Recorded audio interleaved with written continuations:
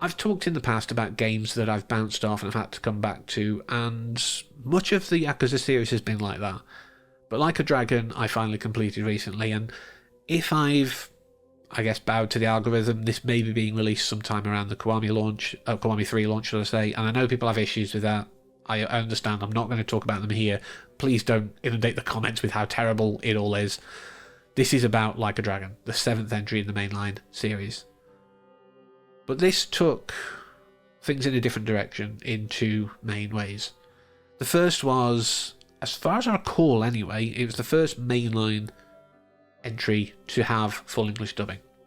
There are purists, you get it with anime and all that kind of stuff, where it's always subs are superior to dubs. I don't care about any rebuttals. As someone with a chronic condition that affects my ability to focus on things, if I'm glued to the bottom of the screen to get understanding, I'm not taking in what's going on in the scene at all. I'm just reading.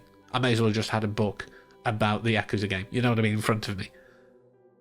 And for me, having dub means I'm actually more immersed. Now, I am someone learning Japanese, and you could argue for like the immersive learning style, it would make sense to do that, but I don't have enough that I can just follow along and just have to check in with the subtitles every so often. I'm probably halfway towards even a very basic ability to do that, because I'm taking it very slow, again with cognitive problems, and also a uni degree, all that kind of stuff going on. So for me, yes, I play with dub if it's available. It's just easier on my brain. I'm still enjoying the same game, and that's what matters. But the other big change is the shift to a turn-based battle system, which again some people will have issues with, because the Yakuza series, again, mainline, I know there's stuff like Dead Souls, which is very different, but mainline has basically been like a brawler, action, sort of RPG elements. You could improve your character by spending money or whatever. But it's that more action-oriented, you fight things then and there. It's not like take a turn and think about what you're going to do. And some people don't like that move. They don't feel that that's a Yakuza game. I understand that. But I appreciated it, especially when you consider Ichiban's character. Ichiban is someone who grew up loving Dragon Quest, and that's a turn-based game, which also, weirdly enough, unlocks auto-battling at some point in most entries. So that factor is also carried over. And I'll admit, when I first played Like a Dragon, that first time I bounced off it, part of it was, this is turn-based and it's messing with my head, this doesn't feel right.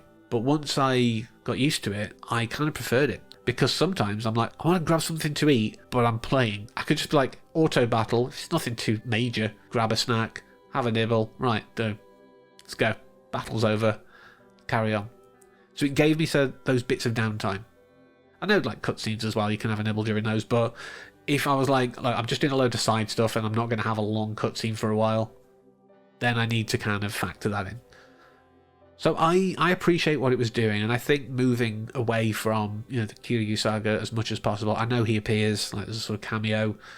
I'm not going to talk about the bartender. If you know, you know.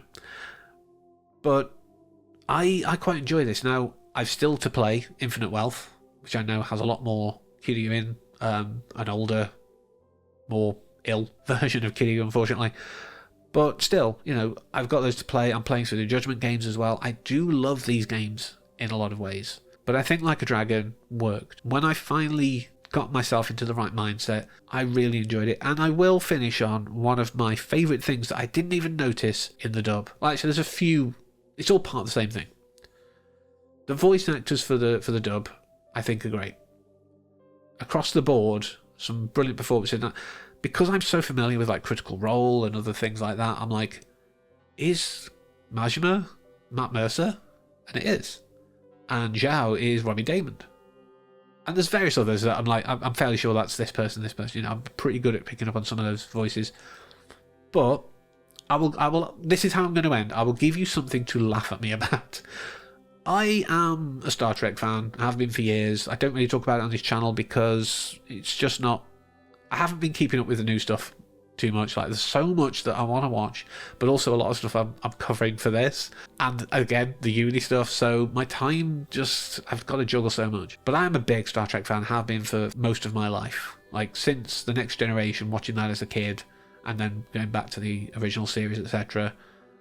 I have loved it. So you'd think I should recognise George Takei's voice. Laugh at me all you want. Masumi Arakawa, George Takei. If you didn't know yourself, there you go. Now be laughed at by everyone else too. But yeah, Like a Dragon, decent entry in the series. I'll probably at some point in the next 5 years finish Infinite Wealth, who knows, and give my thoughts on that. But do let me know what you thought of the game and others in the series. But again, let's not argue about Kiwami 3.